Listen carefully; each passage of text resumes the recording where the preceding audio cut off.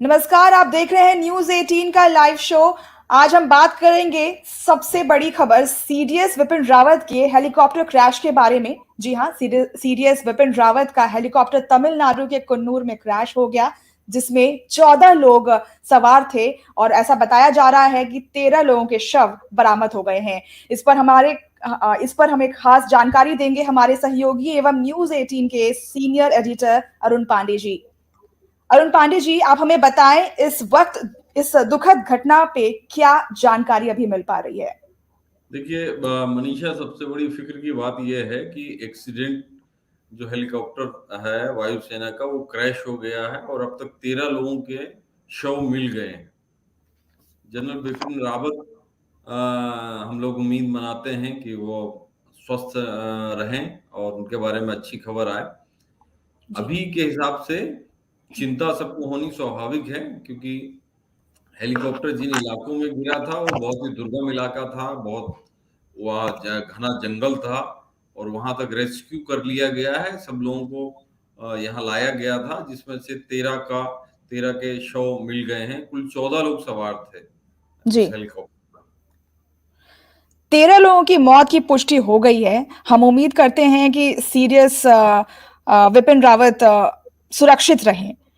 आप हमें ये बताइए कि MI-17 जो है वो हेलीकॉप्टर वो उसे सेफेस्ट हेलीकॉप्टर हम जानते हैं, उस सेफेस्ट हेलीकॉप्टर के रूप में हम जानते हैं। आप क्या कहेंगे इस बारे में?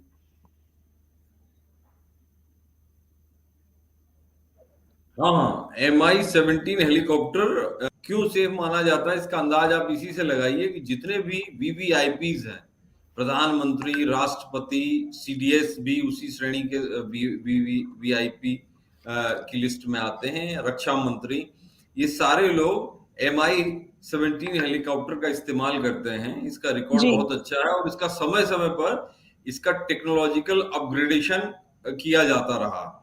ज्यादा वायुसेना खुद पुराना ऐसा भी माना जा रहा है कि ये वायु विमान जो है वो ज्यादा पुराना भी नहीं था, बिल्कुल नया ही यूज में आया था हाँ, अभी। देखिए वीवीआईपी सर्विस में जो हेलीकॉप्टर का इस्तेमाल किया जाता है वो उनमें दो चीजें खास रखी जाती हैं। एक को डबल इंजन के होते हैं। कोई भी जो वीआईपी है उसके लिए जो उसका प्रोटोकॉल है उसके हिसाब से कि दो इंजन वाला प्लेन होना चाहिए, दो इंजन वाला हेलीकॉप्टर होना चाहिए। तो एक तो जी। ये पहली, तो इसमें ये डबल इंजन का हेलीकॉप्टर था। जी। दूसरा, ये इसमें समय समय पर टेक्नोलॉजिकल अपग्रेडेशन, ये रशिया का हेलीकॉप्टर था लेकिन इसको रेगुलर लेवल पर इनको अपग्रेड किया जाता है। जैसे कोई टेक्नोलॉजी एक्स्ट्रा आ गई उसकी सिक्योरिटी के लिए, जी। उसके उसके उसको सुरक्षित बनाने के लिए, तो वो जी। अपग्रेड कर दिया जाता है। तो वायुसेना समय समय पर, और खास तौर पर ऐसे एयरक्राफ्ट जो वीवीआईपी ड्यूटी में इस्तेमाल होना हो, इनको जी। समय समय पर अपग्रेड करती है। एमआई हेलीकॉप्टर तो एयरफोर्स ही मानती है कि ये सबसे सुरक्षित है और इसलिए इसको वीवीआईपी उसमें ड्यूटी में लगाया भी जाता है। उसकी जी। सुरक्षा और उसकी सेफ्टी की उसका पैरामाउंट होती है, क्योंकि तो इसलिए जी। इसका इस्तेमाल वीवीआईपी में किया जाता है। जी। कुन्नूर के नीलगिरी पहाड़ जहां पे ये घटना घटित हुई है, उसके बारे में आप बता सकते हैं हमें?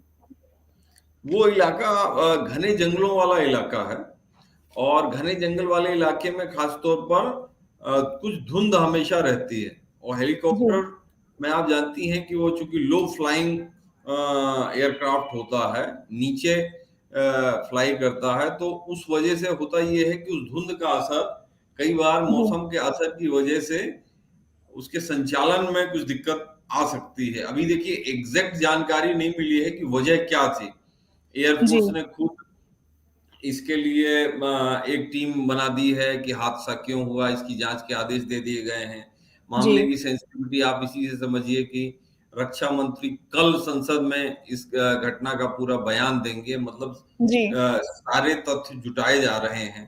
जी। जी। जी। एयरफोर्स के चीफ वहां पहुंच गए हैं हाँ घटना जी। स्थल पर। कुन्नूर जो तमिलनाडु वाली जगह है, कुछ जी। देर में तमिलनाडु के मुख्यमंत्री स्टालिन भी पहुंच जाएंगे। तो जी। ये घटना है बहुत बड़ी और पूरी चौकस है, लेकिन इसके बारे में सारी जानकारी सरकार जी। की तरफ से पुष्ट होने के बाद ही उस पर भरोसा करना चाहिए। इस तो जैसे वक्त जैसे जानकारी आ रही है वो हम लोग जी, बता रहे हैं।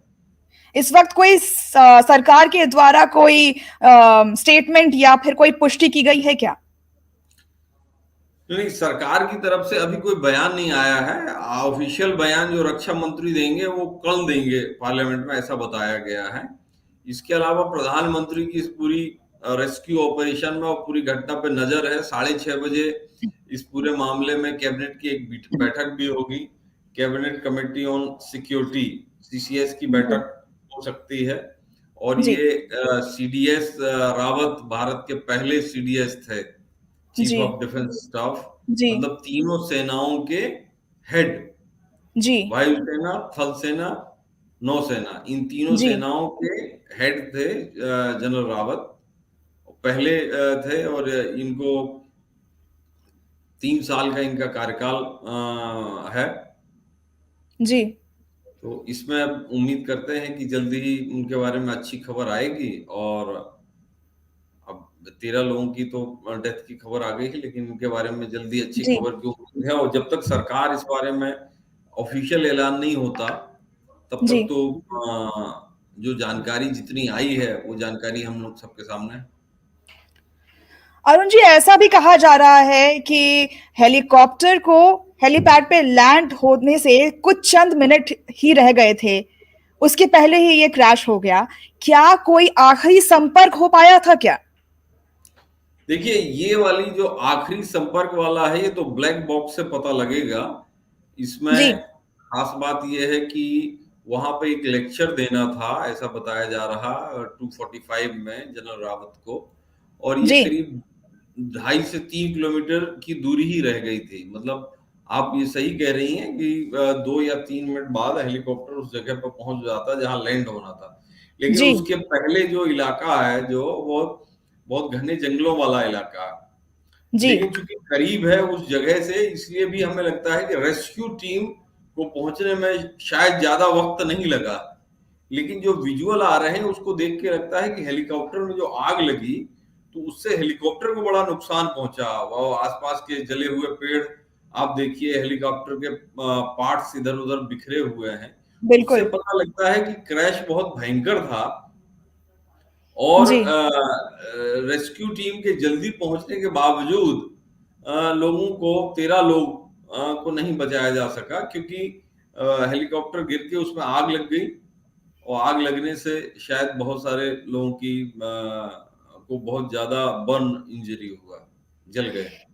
जी। यकीनन जनरल रावत तेज तर्रार सैन्य अधिकारी माने जाते हैं। उनकी उपलब्धियों के बारे में आप हमें बताएं। हाँ, जनरल रावत बहुत ही तेज तर्रार अफसर रहे हैं। और जनरल रावत ने के बारे में कहा जाता है कि वो शुरू से ही जो है बहुत एग्रेसिव, आक्रामक सैन्य अधिकारी थे। इन्होंने नॉर्थ ईस्ट में लंबे समय तक तैनात थे, तो वहाँ जो इंसर्जेंसी है, जो उग्रवादी गतिविधियां हैं, उनको कंट्रोल करने में और उनके खिलाफ एक्शन लेने में उनकी एक बड़ी भूमिका थी। इसके बाद जनरल रावत को ये भी कहा जाता है कि जो सर्जिकल स्ट्राइक भारत ने सीमा सीमा पार की थी, जी, उस सर्जिकल स्ट्राइक में जनरल रावत की जो प्लानिंग और एग्जीक्यूशन में बड़ी भूमिका थी। जी, जनरल रावत को बहुत सारे अवार्ड भी मिले थे। और आप इसी का अंदाज लगाइए कि जनरल रावत सेनाध्यक्ष बनने के बाद और पहला सीडीएस जब नियुक्त करने की बारी आई, मोदी सरकार ने कुछ पिछले साल जो फैसला लिया था, उसमें जनरल रावत को ही चुना गया। तो जी, इसी से आप अंदाजा लगा सकती हैं कि जनरल रावत पूरे रक्षा व्यवस्था में कितने एग्रेसिव थे और कितने उपयोगी माने जाते हैं। जी। जनरल रावत उत्तराखंड से आते हैं। जाहिर है उनके गृह राज्य और गांव में चिंता का माहौल होगा। हाँ, जनरल रावत उत्तराखंड के हैं और उत्तराखंड में रेगुलर नियमित तौर पर वो जाते भी रहते हैं। कुछ दिन जब वो सीडीएस बने थे पहली बार, तो फिर वो उत्तराखंड गए थे अपने गांव। और उनके गांव में हमारा पौड़ी जो उत्तराखंड का एरिया है, वहाँ हमारे संवाददाता न्यूज़ 18 ही सबसे पहले पहुंचा।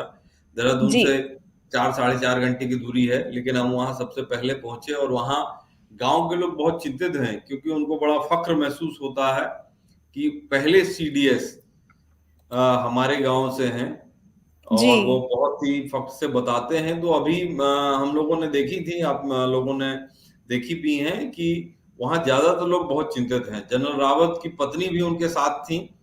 बिल्कुल। उनकी पत्नी मध्य प्रदेश से हैं, शहडोल जगह है। तो जी, उनके ब्रदर वगैरह से भी बात हुई, तो वो सभी फिक्रमंद हैं कि जी, जनरल रावत के बारे में जानने को। और हम सब लोग भी यही उम्मीद लगाए बैठे हैं कि जनरल रावत के बारे में कोई अच्छी खबर आएगी।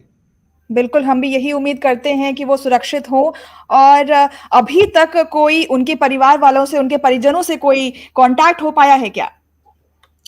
देखिए, जनरल रावत के पत्नी तो उनके साथ ही थी। इसके अलावा जी, अभी उनके घर रक्षा मंत्री गए थे कुछ देर पहले, बिल्कुल। 2-3 घंटे पहले। तो काफी देर तक 10-15 मिनट उनके घर में थे। जी, अब ये सारी जानकारी देखिए कि जनरल रावत का फैमिली हो या हम लोग सब लोग हों, ये जानकारी ऑफिशियल जानकारी सरकार की तरफ से ही आएगी और जी, सरकार की तरफ से जानकारी मिलने के बाद ही सबको पता लगेगी। लेकिन चिंता की बात तो है, सब लोग चिंतित हैं। उनके जी। फैमिली मेंबर्स के बारे में भी कुछ देर में सारी और जानकारी आ जाएंगी, कौन कौन दिल्ली में है।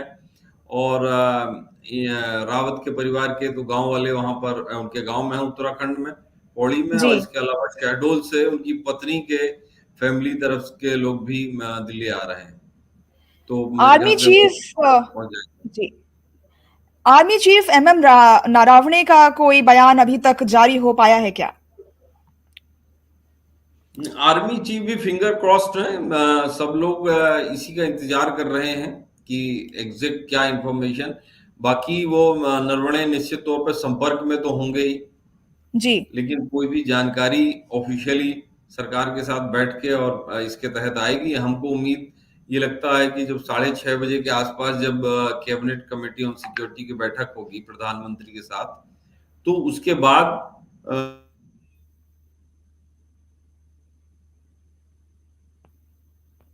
शायद कोई जानकारी कल शाम, कल दोपहर को रक्षा मंत्री देंगे, ऐसा बताया गया है। हमारे साथ लाइव में जुड़ने के लिए बहुत-बहुत शुक्रिया।